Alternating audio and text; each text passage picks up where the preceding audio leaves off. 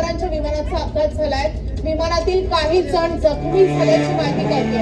तर बारामतीमध्ये आज सभा आहे. दिवसभर अजित पवारांच्या 4 सभा होणार आहेत. जिल्हा परिषद पंचायत समितीच्या निवडणुकीच्या प्रचारासाठी अजित पवार आज बारामतीमध्ये दिवसभर असणार होते आणि आता असं कळतंय की बारामतीत अजित पवारांच्या विमानाला अपघात झालेला आहे. उपमुख्यमंत्री अजित पवारांच्या विमानाला लँडिंगच्या दरम्यान अपघात झाल्याची माहिती कळते. आताची सगळ्यात मोठी अपडेट समोर येते. अजित पवार यांच्या विमानाचा अपघात झालेला आहे. विमानातील काही जण जखमी झाल्याची माहिती कळते. आता या जखमींमध्ये नेमका कुणाचा समावेश आहे हे कळू शकलेलं नाहीये. मात्र विमानात त्यावेळी अजित पवार त्यांचे सुरक्षा रक्षक आणि वैमानिक असल्याची माहिती कळते. तर बारामतीमधून ही सगळ्यात मोठी बातमी कळते. उपमुख्यमंत्री अजित पवार यांच्या विमानाचा अपघात झालेला आहे. लँडिंगच्या वेळी हा अपघात झाल्याची माहिती कळते. आज दिवसभर अजित पवारांच्या बारामतीत 4 सभा होणार होत्या आणि त्यामुळे आज दिवसभर अजित पवार बारामतीतच राहतील असं सांगितलं. व्यक्त विमानात अजित पवारांचा मृत्यू झालेला आहे.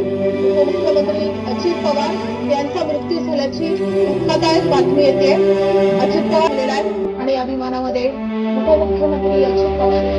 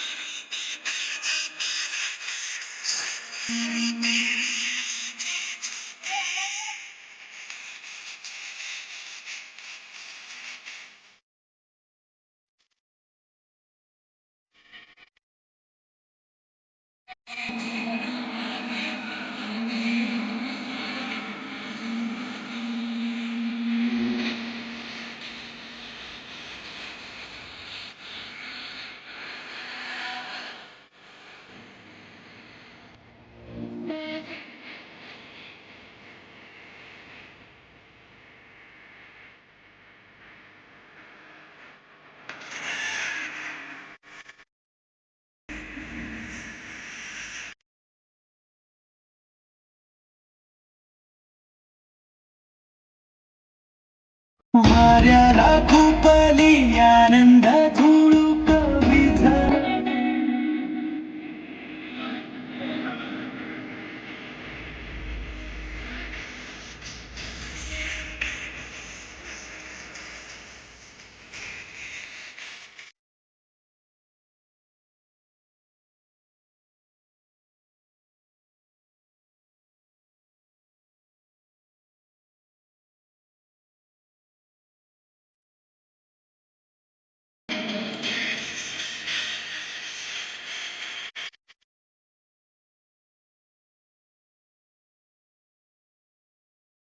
सुनेत्रा, आज अर्ध्या वाटेवर साथ सुटली ग.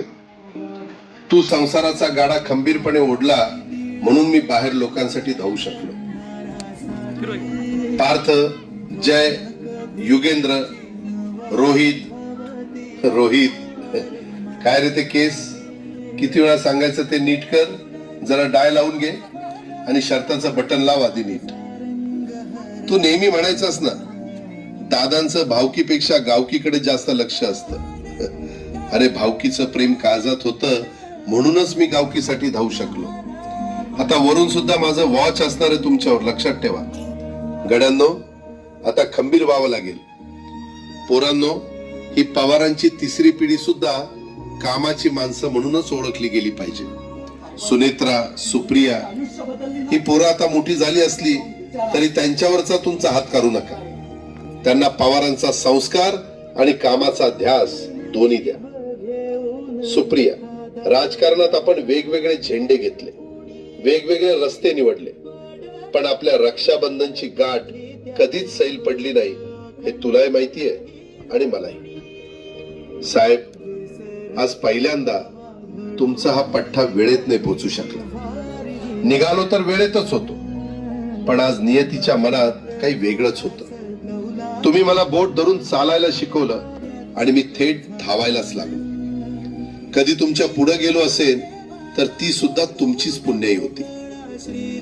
सुप्रिया, आता साहेबांना सांभाळण्याची आणि त्यांची काळजी घेण्याची पूर्ण जबाबदारी तुझी आहे. एका मोठ्या भावाच्या हक्कानं सांगतोय. सुनेत्रा, पार्थ, जय, सांभाळा स्वतःला. साहेब, निरोप घेतो. दादाची ड्युटी संपली. अरे बेट्यानो, इतक्या लवकर मी काय जात नसतो तुम्हाला सोडून. हा, मला बी अजित पवार म्हणतात. पण घरांनो, नियतीचा खेळ बघा. खरंच आज माझा हा प्रवास इथंच थांबतोय.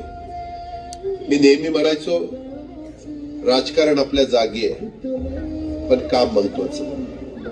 लोकांनी मला कामाचा माणूस म्हटलं, तीच माझ्या आयुष्याची सर्वात मोठी कमाई होती. आज निरोप घेताना मन खूप जड आहे, पण एक समाधान आहे की शेवटच्या श्वासापर्यंत मी तुमच्यासाठीच धावत होतो. मी तुम्हाला शब्द दिला होता, जोपर्यंत माझे हातपाय चालतात तोपर्यंत तुमचं भलं करण्यासाठी मी झटत राहील. नियती बघा कशी असते. आज माझ्या हक्काच्या बारामतीच्या मातीत तुमच्या सेवेसाठी येत असतानाच माझे हातपाय कायमचे विसावले. पण मला अभिमान वाटतोय की मी रिकाम्या हाताने नाही, तर तुमच्या कामाची फाईल छातीशी धरूनच या जगाचा निरोप घेतो. शेवटच्या क्षणीही माझ्या डोळ्यासमोर फक्त तुमचा चेहरा होता. माझा स्वभाव थोडा रोखठोक होता. कधी कुणावर ओरडलो असेल, कुणाचं मन दुखावलं असेल, पण माझ्या त्या रागामागे फक्त एकच तरफड होती की माझ्या सामान्य माणसाचं काम झालं पाहिजे. सत्तेसाठी नाही, तर तुमच्या हक्कासाठी मी नेहमीच दादा म्हणून उभा राहिलो. आता मी निरोप घेतोय, पण महाराष्ट्र थांबता कामा नये. माझी जबाबदारी आता मी तुमच्यावर सोपवतोय. राजकारण करा, पण विकासाची गती थांबू देऊ नका.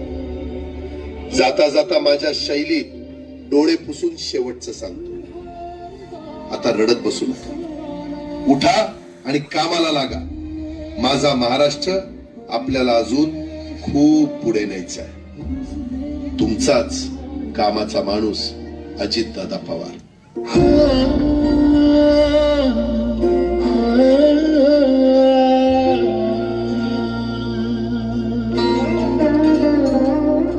सुटले धागे उरले मागे उसासे सुना काळजाचे विरले सारे नशिनी आले निखारे उरी वादळाचे रुतले जिव्हारी बसले निवारी विझले सुखाचे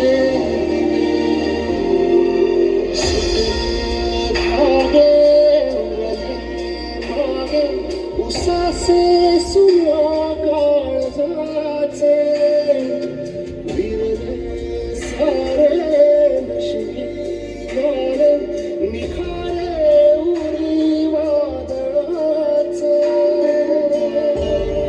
ववसे परीला